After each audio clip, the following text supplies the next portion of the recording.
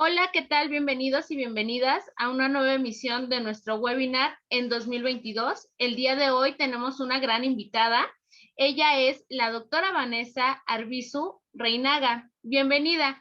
Ella nos estará hablando acerca de las actividades productivas en mujeres jóvenes en el contexto COVID-19. Le cedo la palabra a la licenciada Raquel Tejeda, quien ella nos va a hacer el favor de presentar a la doctora. Adelante. Buenas tardes, radio escuchas. La doctora Vanessa Arbizu Reinaga es licenciada en Comunicación por la Facultad de Estudios Superiores en la Universidad Autónoma de México. Es egresada de la especialidad en Sociología de la Educación Superior por la Universidad Autónoma Metropolitana UNAM de Azcapotzalco, donde también cursó y obtuvo el título de maestra y doctora en Sociología. Actualmente realiza una estancia de postdoctoral en la Red de Estudios sobre Desigualdades del Colegio de México.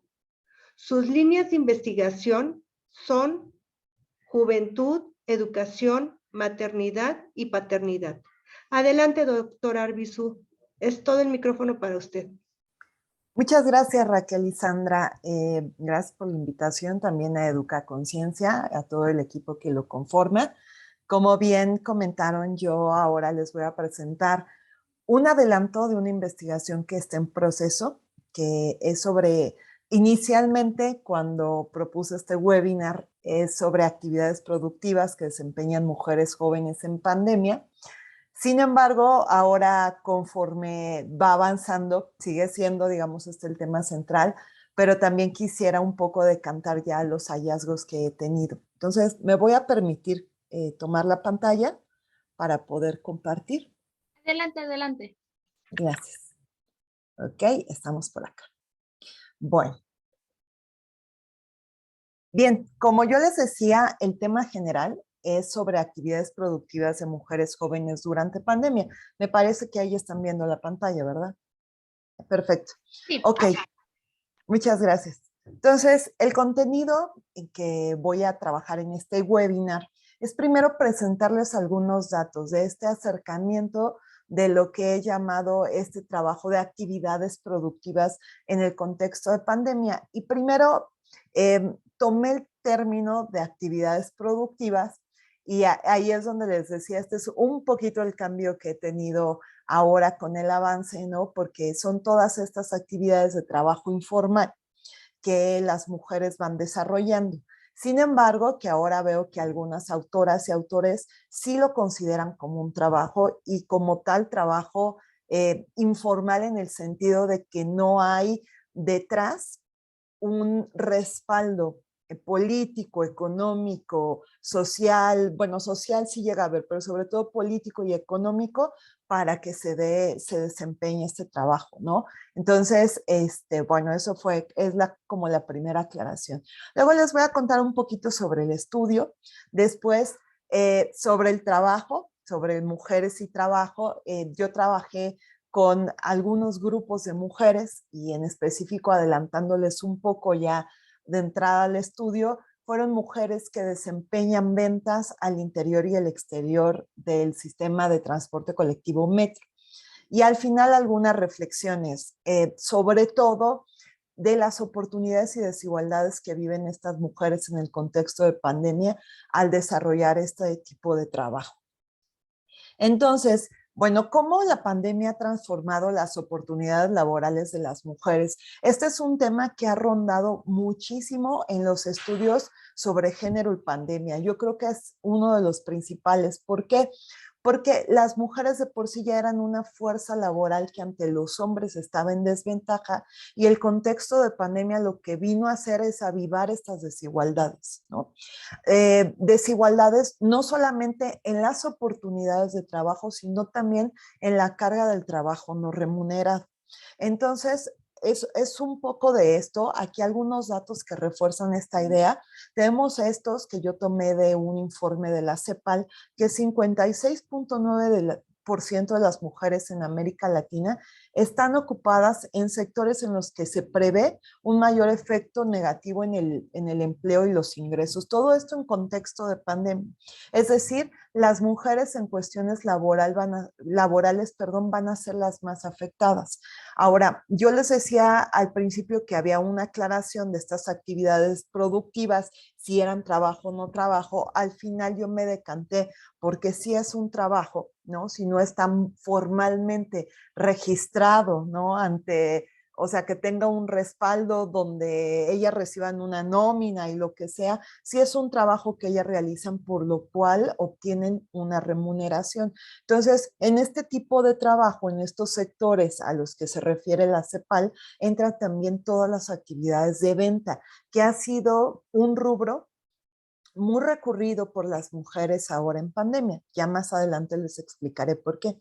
Ahora, alrededor de 118 millones de mujeres latinoamericanas vivirán en situación, aquí me comí una, disculpen, pero en situación de pobreza, ¿no?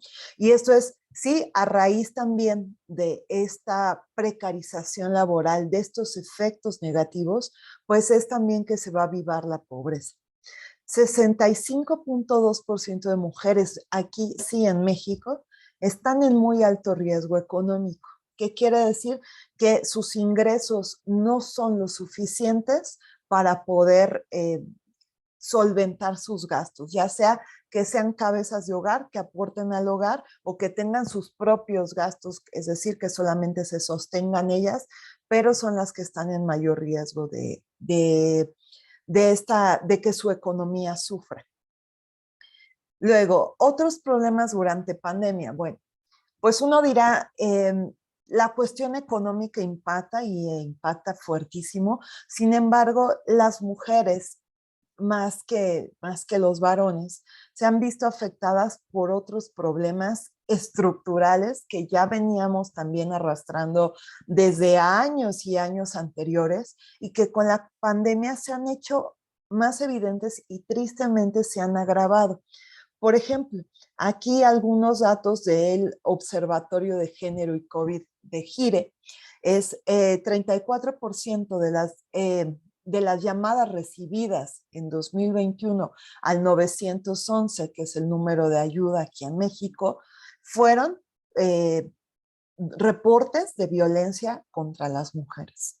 Entonces, también durante pandemia las mujeres triplicaron el tiempo destinado al trabajo no remunerado.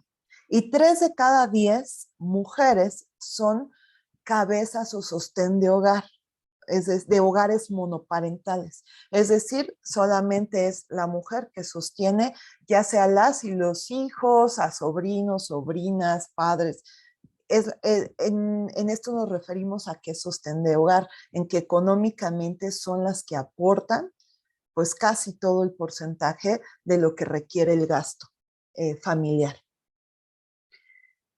Y luego, bueno, ¿cuáles otros problemas tenemos, no? En suma, si nosotros pusiéramos como una línea abajo y un signo de más, ¿no? Hacemos la sumatoria de cuántos problemas van enfrentando las mujeres. Primero, desempleo. Todo esto, obviamente, enmarcado en el contexto de pandemia. Incremento de las labores domésticas. Ustedes bien saben que por COVID, no solo, y por el propio cuidado que requiere la enfermedad, no solamente es las tareas domésticas que hacíamos recurrentemente, sino que implicaba la desinfección de alimentos, la desinfección de productos, la desinfección del hogar, de la ropa, el cuidado de menores, de cuando alguien estaba contagiado, pues el trabajo de cuidados era mucho más intenso, y en quienes recayó principalmente eran mujeres. Además de esto, bueno, toda la exposición al virus, porque pues también nosotras teníamos que cuidarnos, ¿no? Porque si nosotras nos infectamos, entonces corría el riesgo de que ¿quién va a cuidar a los infectados o a las infectadas, ¿no? A esto sumamos el cierre de las escuelas, lo que también involucró que con el aprende en casa, que ahorita pues digo, ya la situación ha estado un poco en mejoría en ese aspecto, pero también con el cierre de escuelas es todo un relajo para las mujeres, porque es, a ver, ahora mis hijos van a ir 2 días, ¿no? ¿Con quién los voy a encargar? ¿A quién los voy a dejar? Entonces, es toda una red de cuestiones de las que se tienen que hacer cargo, que imagínense cuando están solas ellas enfrentando una familia y además tienen que solventarlas, pues tienen que buscar qué caminos van a tomar y para librar la situación de pandemia. A esto sumamos el contacto social limitado, que es decir, pues ahora también es menos, ya hay menos limitaciones y restricciones en este entonces, ¿no? Pero si nos remontamos a 2020, el contacto social era, ahora ya no puede venir a ayudarme mi hermana, ya no puede venir a ayudarme mi mamá a cuidar a los niños porque es limitar los contactos sociales. Y a esto sumamos también lo que ya venía exponiendo en la lámina anterior, que es la violencia exponencial que ha crecido tanto a mujeres, niñas y adolescentes, ¿no? Entonces, como yo les manifestaba esta pregunta, ¿qué camino han tomado las mujeres para librar esta situación? Y me estoy refiriendo específicamente al camino laboral, ¿no? Bueno, pues uno de los más recurridos ha sido el comercio informal. El comercio informal, un poquito para ponerlo en el contexto mexicano antes de pasar a mis estudios de caso, en México el comercio informal ha sido digamos que una tradición, por así decirlo, ¿no? En México la informalidad es una de las principales economías que mueven al país. De hecho, si ven aquí en el dato de 2020, perdón, de 2021, es que representó cerca del 22% del Producto Interno Bruto Nacional, ¿no? O sea, es una fuente de ingresos para el país que mueve la economía del país de manera, o sea, te permite el flujo, vaya, ¿no? Más de 31 millones de personas en México están ocupadas en este sector. ¿Y por qué las mujeres eligen el comercio informal? Y ahí sí entro recuperando un poquito de estos diálogos que ya he tenido con estas mujeres. La primera es porque les permite compaginar las actividades. Es decir, como hay un poco más de horarios flexibles, yo puedo decidir, pues trabajo vendiendo en un tianguis dentro del metro, como vagonera, como pasillera, 4 horas y luego me regreso a cuidar a mis hijas y a mis hijos y a seguir con mis actividades del hogar, ¿no? Entonces, esta flexibilidad es por la que muchas mujeres han optado en el comercio informal como una vía, ¿no? Y sobre todo las mujeres jóvenes, porque mis entrevistadas, y justo mi tema es este, ¿no? ¿Qué pasa con las mujeres jóvenes? ¿Qué pasa con su uso del tiempo? ¿Por qué deciden el comercio informal? Pues además, algunas de ellas son mamás, algunas de ellas son cabezas de familia, pero también otras se vieron como en la encrucijada de o trabajas o dejas tus estudios, ¿no? Porque ya no vas a tener con qué solventarlos. Y entonces también el comercio informal ha sido una vertiente para aquellas mujeres jóvenes que permanecen estudiando, porque el tener bazares online, el poder entregar, el poder vender, les ayuda también a ir obteniendo un ingreso económico para sus propios gastos, ¿no? Y la otra, y que va de la mano con esto que les acabo de exponer, es la independencia económica. Es decir, y aquí va a estar interesante cuando entremos a la individualidad y a estos grupos distintos de mujeres que entrevisté, porque tener independencia económica no significa lo mismo para todas. Para algunas, tener independencia económica es poder pagar mis estudios, pero para otra es poder independizarme y dejar a esa pareja violenta, ¿no?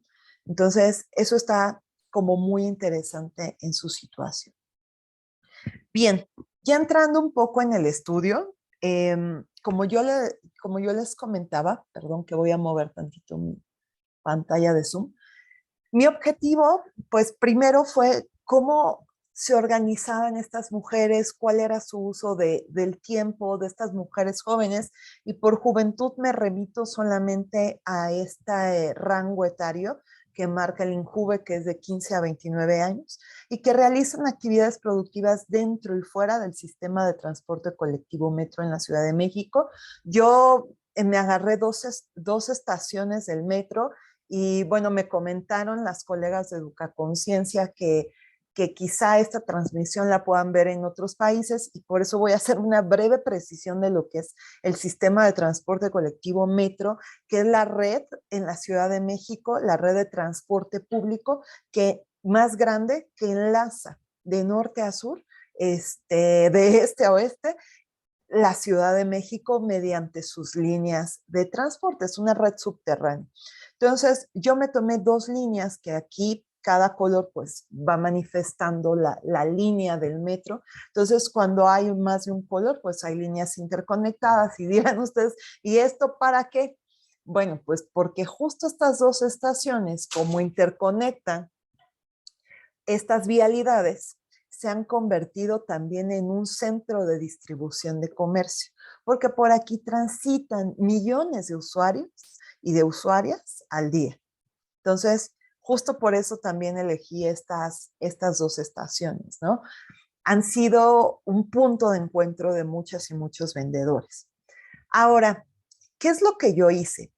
Yo tengo principalmente 3 grupos de mujeres que yo entrevisté y que clasifico de esta manera. Una son las vagoneras y pasilleras. ¿Qué son estas vagoneras y pasilleras? Son vendedoras ambulantes dentro del metro que ya llevan años trabajando dentro del metro. Las vagoneras, como el nombre lo dice, trabajan dentro de los vagones, haciendo labor de venta mientras el recorrido, la marcha del tren va en camino. Y pasilleras suelen ser estas mismas vagoneras, pero que han tomado lugares en pasillos o llegan a vender en los pasillos. Ya casi no las encontramos y en un momento más les contaré por qué. Pero suelen ser estas mismas vagoneras que en algún momento se ponen en un punto fijo y se están moviendo de pasillos en pasillos. Ellas son totalmente nómadas de venta. 2, durante pandemia se dio un fenómeno bien interesante que fueron las mercaditas feministas. ¿Qué fueron estas mercaditas feministas? Fueron movimientos amparados mediante justamente la ideología feminista a partir de colectivas, y las colectivas son grupos de mujeres que trataron de incentivar específicamente para las mercaditas el comercio libre y el flujo de la economía de las mujeres. Lo que hicieron estas mujeres fue tenderse en los pasillos, es decir, colocar una lona, una manta y ahí vender sus productos dentro del metro. Sin embargo, estas mujeres durante pandemia pues empezaron a ubicarse en el metro justamente bajo la protesta de que no había espacios de trabajo ni seguros para las mujeres, ¿no? Muchas de ellas ya habían trabajado en contextos violentos, en contextos de acoso, de abuso sexual incluso, y entonces para ellas conformar una red de mujeres se convirtió en un espacio seguro. Y fue muy interesante porque a estas mercaditas se sumaron algunas vagoneras, porque lo que dijeron fue, a ver, ellas sí tienen espacios seguros de venta. Nosotras llevamos años y años trabajando aquí y nadie del metro ha levantado la mano para decirte, sí, vagonera, te voy a dar un espacio seguro de venta. Están expuestas con acoso sexual, agresiones por parte de los policías o sí, de toda la parte de red de seguridad del metro, de los mismos usuarios, discriminación y demás. Entonces dijeron, estos espacios de venta para nosotras son seguros, nos vamos a aliar con las mercaditas, ¿no? Yo empecé estas entrevistas en noviembre. Para principios de este año, el gobierno de la Ciudad de México despojó al metro de todas las mercaditas. Entonces, ahora ya estas mercaditas ya no existen. Han querido recuperar los espacios de venta, pero hasta el momento no lo han logrado, ¿no? Y el último grupo son las bazareñas, a las que también, y yo con ellas les dije, si a ustedes les gusta el término, lo puedo emplear, y me dijeron que sí, a las que coloquialmente se les han llamado nenis. ¿Por qué? Porque es un término que ellas utilizan para referirse como un término con el que comulgan con otras mujeres, ¿no? Entonces, ¿qué hacen estas mujeres? Venden en bazares online o se ponen fuera del metro, sobre todo el metro chabacano, y tienen puntos de entrega. Entonces, lo que utilizan el metro es para llegar y hacer entregas, ¿no? Entonces, ha sido otro punto de encuentro y por eso les digo chabacano, inclusive le han llamado chabacaneni, ¿no? Porque ahí se conjuntan todas estas mujeres para hacer muchas entregas de sus productos, ¿no? Bueno, ese es un poquito el contexto del trabajo. ¿Por qué?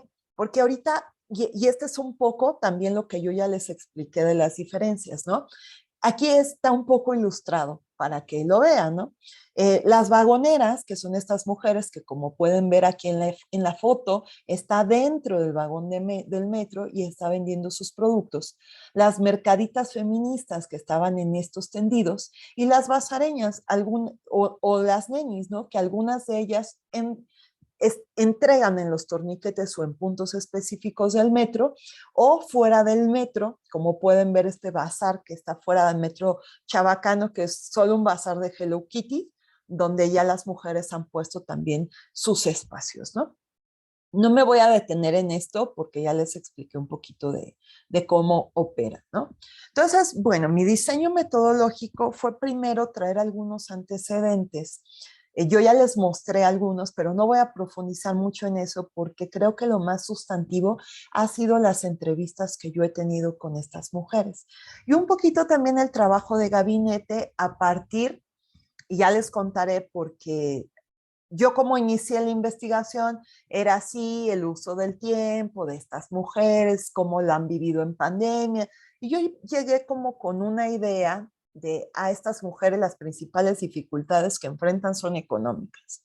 Y cuando yo empiezo a entrevistarlas y que explícitamente todavía ayer comunicándome con ellas me pidieron encarecidamente que lo dijera, es que también viven una serie de abusos dentro del metro, ¿no? Y entonces, ya cuando empecé yo a hacer la investigación, me di cuenta que no solamente es el problema económico, es el problema de que afuera no hay trabajo. Este es uno de los principales salidas que van encontrando y en esta salida, cuando quieren ganarse el dinero honradamente, son muy agredidas y muy discriminadas, ¿no? Ya ahora se los contaré.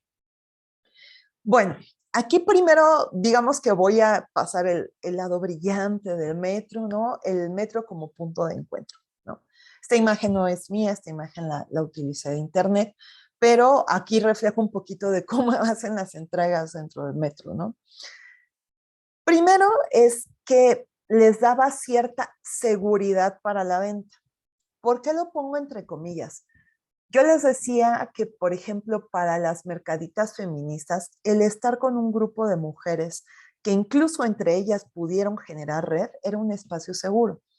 Ya les contaré un poquito más adelante de cómo se organizaba, ¿no? Pero lo que hacían era una red de cuidado, no solamente de las infancias, porque muchas llevaban a sus hijas y a sus hijos, y entonces al estar puras mujeres ahí, pues si el niño ya no estaba en los vagones, ya no estaba en casa solo, ya lo podían llevar a esos espacios, porque además las escuelas estaban cerradas, era pandemia, ¿no? Entonces, lo que hacían las otras comerciantes, pues era echarle ojo a las y los hijos de los demás. Era una red de cuidado. Posteriormente ya no las dejaron llevar a las hijas y a los hijos. Ya les contaré también más adelantito por qué. Pero era una especie de seguridad. La seguridad se fue transgrediendo poco a poco.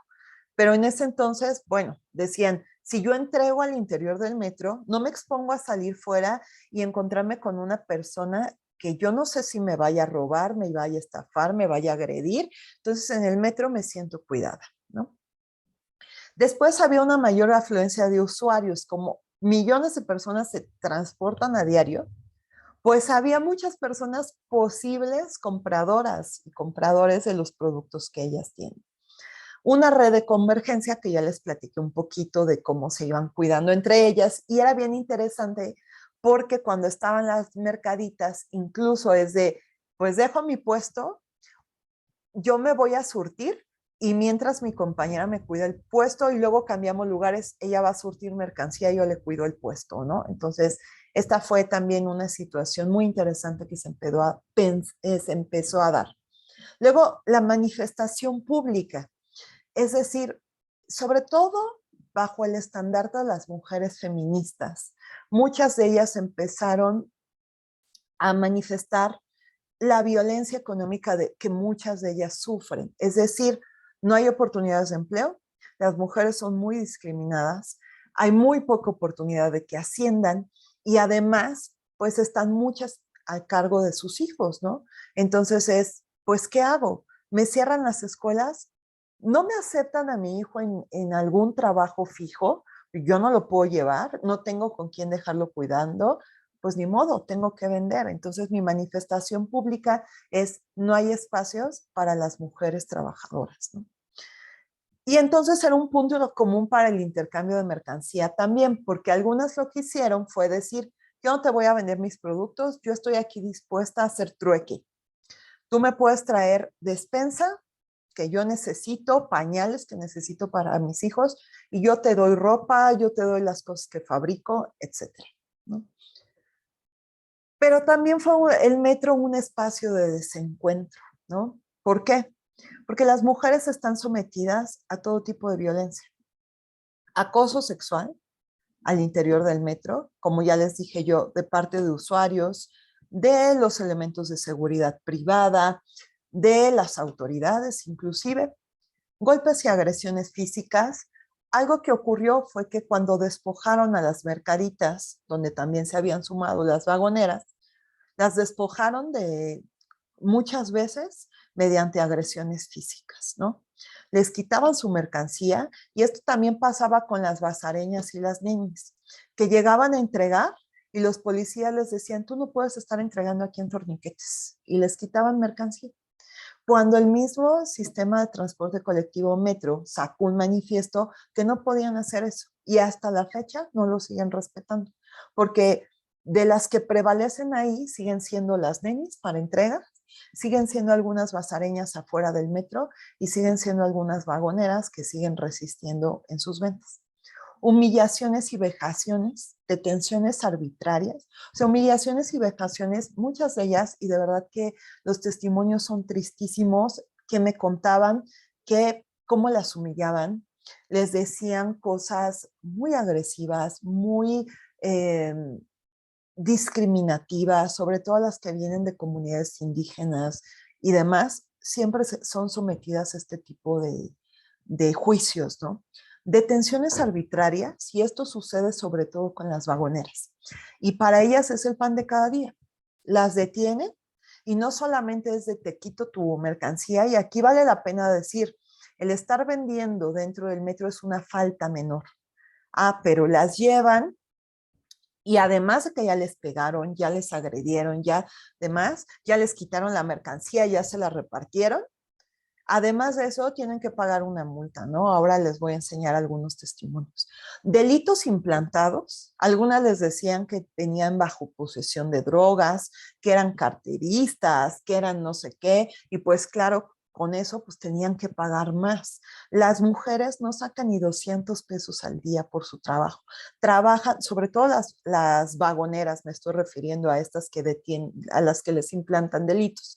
Trabajan a veces de 5 de la mañana a 7, 9, 10, 11, 12 de la noche o hasta que el metro, que es la hora en la que el metro cierra, ¿no? Porque entre más trabajen, más posibilidad hay de llevarse algo. Pero si las detienen, la multa va hasta los 900 pesos, ¿no? Cosas que a veces ellas no pueden pagar y entonces las detenciones pues se hacen más prolongadas. Y lo último, que fue con algo que a mí me movió bastante en este trabajo, fue que yo me enteré que muchas de estas vagoneras les habían quitado a sus hijos por estarlos llevando al metro, ¿no? Entonces, dentro de estas detenciones arbitrarias, las detenían por maltrato infantil y les quitaban a sus hijos semanas, días o hasta meses, sin que ellas pudieran verlos. Entonces, esta situación agravante me llevó a buscar datos de por qué, cuántas detenciones habían sido, por qué y demás. Algunos se los retenía el DIF, algunos se los detenía el metro, y hasta el momento ni el metro ni el DIF me han dado respuesta de estas detenciones de los menores, ¿no? Y como ellas mismas te dicen, no es que sea maltrato infantil, porque yo no traigo trabajando a mi hijo. No tengo con quién dejarlo porque las escuelas están cerradas. Dejarlo solo en casa es pues exponerlo a que le pase algo, ¿no? Y traérmelo aquí, por lo menos ya sé que yo lo estoy vigilando. Y dejar de trabajar yo es no llevarle comida. Entonces, están en una situación muy vulnerable. Y aquí el testimonio de una de las vagoneras que se llama Patricia, al contarme lo que un policía le decía, la detuvo sin estar vendiendo, solo por conocida. Y en este caso le dijo, yo te detengo porque tú vales menos que un carterista, por eso te detengo a ti, ¿no? Aquí, por ejemplo, algunas diferencias entre mis entrevistadas. Con las vagoneras y pasilleras, la mayoría de ellas son madres solteras, tienen menor escolaridad. A lo mucho que llegan es al bachillerato, pero son contadas, ¿no? Generalmente se quedan en primaria o en secundaria. No tienen otras experiencias en el mercado laboral. Son mujeres que empezaron trabajando desde que tenían 8, 10 años, 12 años, o sea, muy chicas. No tienen seguridad social y son las que más sometidas a violencia están diariamente dentro del metro. De las chicas de las mercaditas feministas, me encontré yo tanto mujeres que son madres como no madres. Aquí sí hay mujeres con mayor escolaridad, bachillerato, licenciatura. Algunas ya tenían algunas experiencias laborales, pero muy demandantes, como este caso que les digo de una chica que me decía, me tuve que salir de trabajar porque no me dejaban llevar a mi hijo en pandemia, no tenía con quién dejarlo y pues mi opción fue ponerme a vender en estos bazares. Hay retiros con violencia, ¿no? Y por ahí circularon muchos videos en internet de cómo las despojar. Las bazareñas o ñeñis en su mayoría no son madres, pero pues también hay algunas que sí lo son, ¿no? O sea, te digo en su mayoría, pero eso no quiere decir que de manera generalizada no tengan hijas o hijos. Incluso me encontré muchas que aún son estudiantes, son estas chicas que les digo que muchas de ellas tienen sus bazares en línea y demás y trabajan para aportar los gastos del hogar o pagarse sus estudios, ¿no? Y aquí son las que, digamos, no quiero demeritar la violencia que ellas viven, pero aquí son más amenazas, ¿no? La violencia que viven son más amenazas de no puedes estar vendiendo aquí, te voy a detener, te voy a quitar tu mercancía, pero afortunadamente muchas de ellas se han amparado con esta circular que emitió el metro donde dice que no las pueden detener por estar entregando o haciendo intercambio de mercancía en las instalaciones del metro.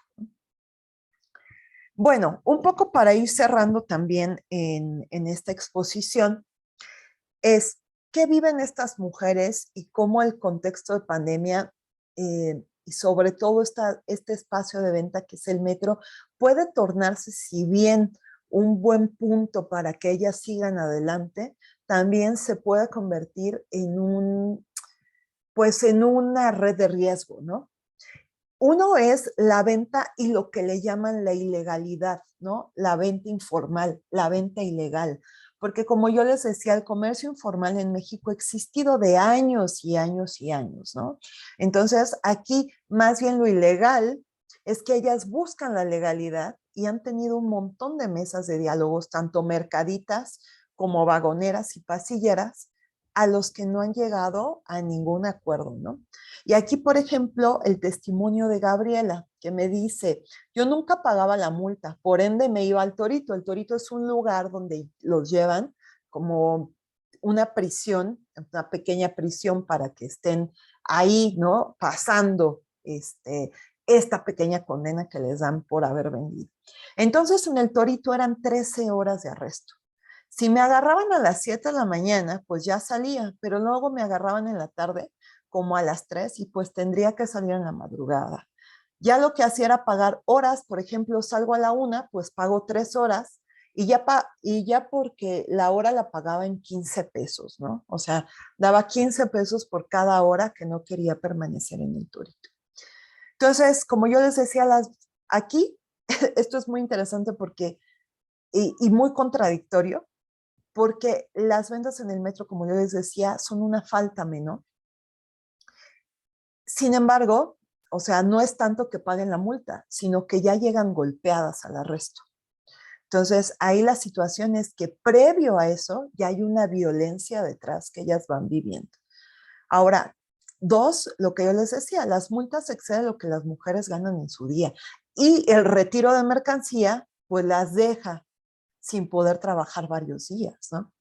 Les han ofrecido mesas de diálogo y esto está bien claro, ahorita les voy a presentar un video de lo que ellas exigen, pero lo que ellas exigen es que se les haga legal y no que se les haga legal y ellas mismas te lo dicen, a que el gobierno me dé todas las facilidades. No, muchas veces desde gobiernos anteriores les han prometido y prometido espacios de venta, hay locales vacíos en el metro y no se les han dado.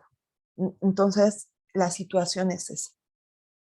Dos, el problema de la inestabilidad laboral y económica. Entonces, las ventas de las mujeres incrementaron cuando estuvieron en espacios dentro del metro. Y eso nos decían las vagoneras, ¿no? Yo en este caso les presenté solamente testimonios de mujeres jóvenes, pero la realidad es que en el metro trabajan mujeres de la tercera edad, mujeres con discapacidad. Y este espacio les permitió a esas mujeres, pues no estar paradas de vagón en vagón o de pasillo en pasillo o haciendo entregas. Ya tenían espacios fijos y esto hizo que incrementaran sus ventas. Conformaron estas redes de cuidado de las infancias, donde ya les comentaba, incluso alguna vez me tocó ver que llevaban un corral donde tenían a las niñas y los niños y vi algunas cuidándolos, ¿no? Después, por esta situación de que les quitaban a las niñas y a los niños, les prohibieron llevarlos, ¿no? O entre ellas dijeron, ya no los podemos traer porque corremos el riesgo de que nos acusen de maltrato infantil, de explotación laboral y nos los lleven al DIF, ¿no? Y aquí algo bien interesante, tuvieron esa independencia económica de las parejas. Algo bien interesante tanto con las mercaditas feministas, con todas, pues, con las nenis, con las vagoneras. Es decir, esto me ha empoderado para yo dejar a mi esposo golpeador o para ya decir, pues yo como ahora ya estoy en el pasillo del metro, tú te vas a la casa a cuidar a los hijos y entonces yo voy a ser la que lleve el dinero. Entonces eso ha sido una situación muy interesante con estas mujeres. Y tres, la discriminación y las desigualdades que ellas constantemente viven, ¿no? Hay caso de acoso por parte de las autoridades, ya se los comenté, hay represión y abuso de poder y hay amenazas de retenerles a los menores, ¿no? Entonces, aquí, por ejemplo, Dulce me decía, yo no me puedo quedar mucho tiempo con mis hijos en el metro, precisamente por la situación que se está presentando con los policías. No me pueden ver porque que yo me ande transportando con mis hijos en el metro. Y eso me lo decía porque es cosa que a mí me vean con mis hijos en el metro, así venga yo de traerlos en la escuela y esté como usuaria, cosa que me amenazan con quitármelos y se los llevan, aunque yo esté de usuaria, solo por conocida, ¿no? Y aquí les voy a presentar un video muy breve. No lo hice yo, aquí no me voy a llevar el crédito. Este es un grupo de mujeres que se llama Leonas en Manada. Son un grupo de vagoneras pasilleras que se unieron también a las mercaditas feministas y que están denunciando todo el problema que viven en el metro. Entonces, si me lo permiten, voy a proyectarlo, solamente que cargue. Esperemos que no me salgan anuncios de YouTube. No. Voy a quitar mis audífonos para que se escuche y ojalá que sí se escuche. Estación Constituyentes. Tengo 34 años vendiendo en el... ¿Se escucha? Sí, perfecto. Metro, soy vagonera. En muchas ocasiones la policía nos lleva al juzgado cívico por vender. En ocasiones nos dicen que no valemos nada, que valen más los carteristas que nosotras. A mí me da mucha vergüenza cuando me detienen porque me llevan esposada como si fuera un delincuente. Cuando me detienen a mí, yo les digo, ¿por qué no mejor agarran a los carteristas? Y me dicen, a mí me pagan por agarrarlas a ustedes. Ustedes valen menos que un carterista. Estación revolución. Un día llegaron las feministas a atenderse en los pasillos del metro y los policías no se las llevaban. Y nos preguntábamos qué eran las feministas, por qué a ellas no se las llevaban. Y fue a eso que nos unimos a su protesta económica y gracias a eso pudimos trabajar dignamente sin que la policía nos agarrara, nos agrediera y más adelante, los últimos meses, pues nos sacaron del metro. Después de que nos quitaron el metro, yo fui a pedir trabajo a Bimbo. Después de la entrevista me dijeron que no. Cuando nos pidieron que nos saliéramos del metro, nos abrazamos mucho, lloramos mucho. Tengo deudas, deudas y más deudas.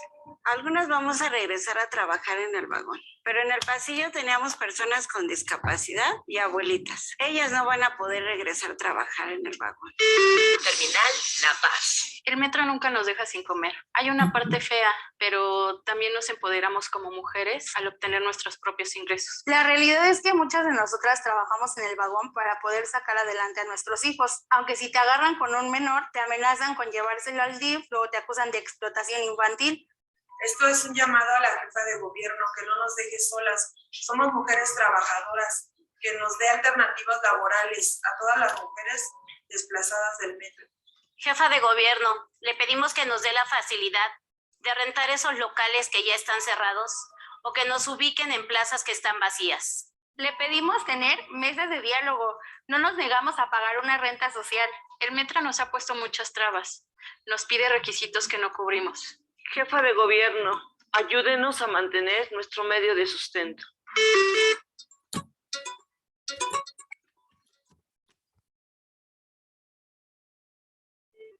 Bueno, pues como justamente lo expusieron las compañeras del metro, es un poco lo que, muy resumido, lo que yo les platicaba en esta investigación y lo que he encontrado, ¿no?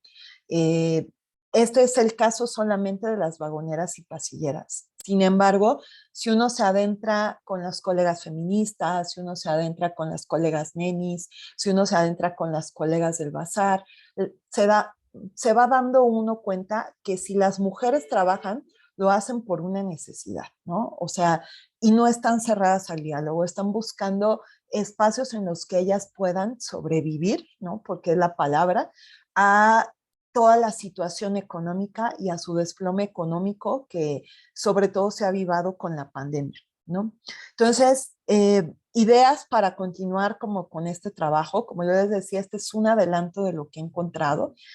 Primero, yo les adelantaría que el comercio informal es una salida a falta de oportunidades. No son mujeres flojas, no son mujeres que no, o sea, porque a veces mucha de la discriminación es esa, ¿no? Que no quieran trabajar. Son mujeres, perdón, que su única oportunidad laboral o la mejor oportunidad laboral, porque no puedo hablar de la única, pero sí de la mejor, la encuentran aquí. 2, las promesas de seguridad laboral se han cambiado por agresiones. Todo eso que les habían prometido de te vamos a reubicar, ya no estés vendiendo, pero te vamos a dar un mejor empleo, no ha sucedido. Llevan años peleando por eso. 3, la pandemia ha incentivado y seguirá incrementando las desigualdades laborales de las mujeres. Entonces, si vemos, es una contradicción, ¿no? Porque al inicio yo empezaba con que el comercio informal mueve un montón de Producto Interno Bruto aquí en México. Entonces, ¿por qué seguir recriminando esta situación? Y 4, las mujeres cubren trabajo remunerado y no remunerado. Los espacios de venta les han dado una posibilidad de compaginar esta situación durante pandemia.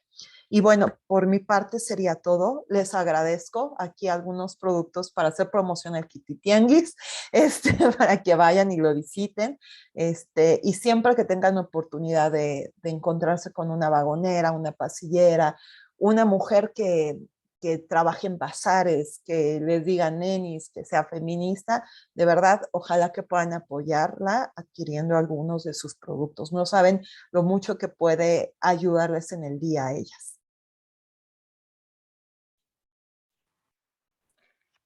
Gracias, doctora. Una investigación muy importante y datos que nos ayudan a conocer la situación que están viviendo las mujeres que venden en el metro.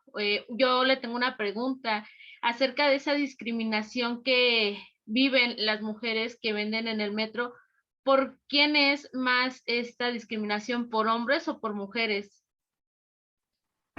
Ay, pues esa es una pregunta bien importante porque, y justo por eso clasificaba un poco a mis entrevistadas, no con el afán de hacer unas menos que a otras y demás, sino también por, por definir que todas viven un proceso de violencia desigual al interior de estos espacios, ¿no? En el caso, por ejemplo, de las bazareñas y las nenis, la violencia sí venía mucho de burla de redes sociales, de hombres, ¿no? Hay estas mujeres, algunas incluso a las parejas les prohibían vender, o sea, una situación muy drástica, como si el comercio fuera algo humillante, ¿no? Entonces, para muchas de ellas venía mucho de las parejas, la violencia de las parejas, de las mismas familias para las mujeres estudiantes, de cómo tú te vas a poner a vender, ¿no? Pero pues al mismo tiempo no les daban dinero para los estudios, entonces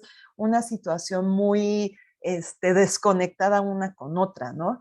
En el caso de las feministas, yo creo y en eso te lo comento porque yo también inclusive estuve haciendo algunas labores de venta, no adentro del metro, pero sí en otros espacios feministas, y mucha discriminación sí viene de los hombres, ¿no? O sea, es que ustedes rompen, es que ustedes hacen, es que su movimiento no vale nada, ¿no? O sea, como mucho maltrato sin entender realmente cuál es la verdadera lógica del movimiento, ¿no? De la economía feminista, ¿no? Y dentro también de los propios movimientos feministas, si bien hay fragmentaciones, la verdad es que no se compara a veces que haya una confrontación de ideas, no se compara para nada con lo que podemos vivir como mujeres de la violencia frente a los hombres o la discriminación que teníamos de los hombres, ¿no? Esa es otra. Y en el caso de las vagoneras, pues ahí es una situación muy, muy interesante porque ellas viven sobre todo el maltrato y no son nada más las mujeres, también he platicado con varones, de los elementos de seguridad privada del metro. Y en estos elementos hay tanto hombres como mujeres. Y ahí sí te puedo comentar, Sandra, que la represión la viven tanto de hombres como de mujeres, ¿no? Cuando van a agarrar a una vagonera o un vagonero, llegan hasta 10 elementos de seguridad, ¿no? Se los llevan esposados o esposadas y como bien lo comentaban en el video, pues es una humillación, ¿no? Porque a veces ni siquiera los agarran vendiendo. Y mucha discriminación la viven de las propias usuarias y usuarios. Y ahí es por igual, tanto hombres como mujeres, ¿no? O sea, me contaban cosas sumamente tristes que hasta me cuesta trabajo repetirlas, ¿no? Pero como de tú eres mugroso, tú eres un indígena, tú eres, o sea, cuestiones de ese tipo de discriminación. Apenas hablaba con un chico que es vagonero, que han amenazado muchas veces y le han retenido a sus hijos, donde les decían, te voy a quitar a tu indio, te voy a quitar a tu mongol, o sea, cosas de ese tipo. Una discriminación verbal y una violencia verbal impresionante, ¿no? Entonces, como son personas que llevan más tiempo trabajando ahí y a mucha gente les incomoda ese trabajo, pues también viven esa discriminación por parte de quien utiliza el metro, hombres y mujeres. Muchísimas gracias. Sí, sí, es muy feo pues esas experiencias que nos platica y que pues ahora tenemos que cambiar esa mentalidad y no discriminarlos, no hacer menos su trabajo que están realizando día con día y que se esfuerzan muchísimo para llevar dinero a sus hogares. No sé si la Sí. licenciada Raquel quiera añadir algo. Sí, bueno, primero agradecer el tiempo, el espacio que nos brinda la doctora Vanessa. Y bueno, por otro lado, preguntarle su experiencia en esta parte de la investigación, el acercarse tanto a las mujeres como a los servidores públicos, digo, los que trabajan en el metro, ¿Cómo ha sido su experiencia y cuál ha sido? ¿Cómo lo ha vivido usted? Mira, voy a contestar primero la segunda de servidores públicos. En realidad, en el metro, hasta ahorita no he entrevistado o sea, como a personal que trabaje dentro del metro, ¿no? O sea, como a conductoras o conductores de trenes, a jefes de estación o jefas de estación. O sea, no he entrevistado a esas personas. Mi acercamiento ha sido con otros funcionarios, sí, con otro tipo de funcionariado, ¿no?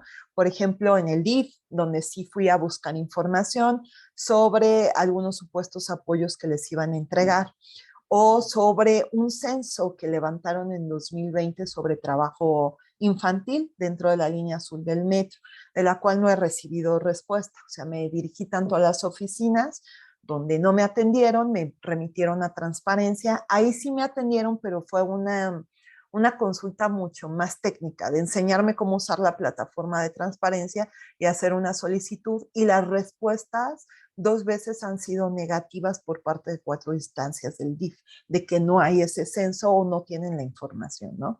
Pese a que, pues sí se realizó, incluso se anunció en los medios de comunicación, y hasta ahorita no lo he encontrado publicado, ¿no? Esa sería una.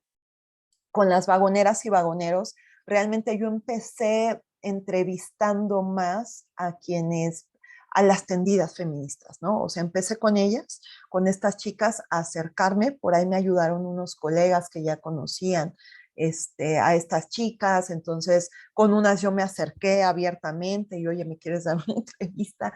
Y fue como de sí te doy la entrevista. Y de ahí me fui dando cuenta que algunas eran vagoneras, otras eran feministas. Después que las retiraron, pues estuve buscando a este grupo de Leonas en Manada, donde están estas colegas, y pues a partir de estas colegas, pues he tenido como más contacto y se ha hecho como una bola de nieve, ¿no? Con otras y otras y otras, ¿no? En realidad, con las colectivas feministas, con las nenis, con las bazareñas, con las vagoneras y pasilleras, ha sido muy dinámico. O sea, quienes más fácil me han dado la entrevista fueron las nenis, las feministas, ¿no? Quienes más renuencia tuvieron al principio fueron las vagoneras y pasilleras, y pues después supe por qué, ¿no? Era por todo este miedo a que fuera a hacer otro censo, o les fueran a pedir información, o las fueran a amenazar, ¿no? Entonces estaban como más renuentes. Pues con ellas me costó mucho trabajo, todavía hasta el momento a veces con algunas me cuesta más trabajo contactarlas porque tienen este miedo, pero incluso fuimos a la marcha del 8 de marzo, ellas crearon su propia colectiva que no fue con Leonas en Manada, sino fue con otra que me invitó una colega y se llama Espartanas, y entonces con ellas se manifestaron, por dentro del metro hicieron su marcha y luego por fuera. Entonces con ellas la verdad es que sí he estado un poquito más de la mano, y ha sido como, pues, de ser persistente y de estar trabajando, pues, con ellas, estarlas buscando cotidianamente y hacer mucho eco a lo que ellas están pidiendo, ¿no? Que es, como lo decían en el video, no se están negando a no pagar una renta social, pero a veces los locales, las que les llaman latitas, que son como estos cilindros que están en el metro, la renta asciende hasta 18,000 pesos al mes, entonces realmente no pueden pagarlo, ¿no? Entonces, lo que están pidiendo es una renta social, es decir, pues que sean establecimientos que ellas sí puedan pagar, ¿no? Muchas gracias por su respuesta. Y bueno, yo creo que en cuanto se vea este webinar y nos hagan llegar sus preguntas, se las haremos saber. Sí, con todo gusto, muy a la orden. Les agradezco muchísimo el espacio, la oportunidad también de hacer escuchar a mis colegas de las colectivas. Yo espero que poco a poco se haga eco en las demandas que ellas están solicitando. Muchísimas gracias, doctora Vanessa. Al nombre del equipo de Educaconciencia, le agradecemos este espacio y le recordamos que el día de hoy se estrenó el primer capítulo de Educaconciencia, la segunda temporada en Radio Max. Esperemos y la puedan escuchar, ver este webinar que tratamos un tema muy importante con la investigación de la doctora. Muchísimas gracias, doctora. Nos vemos en la próxima emisión. Gracias.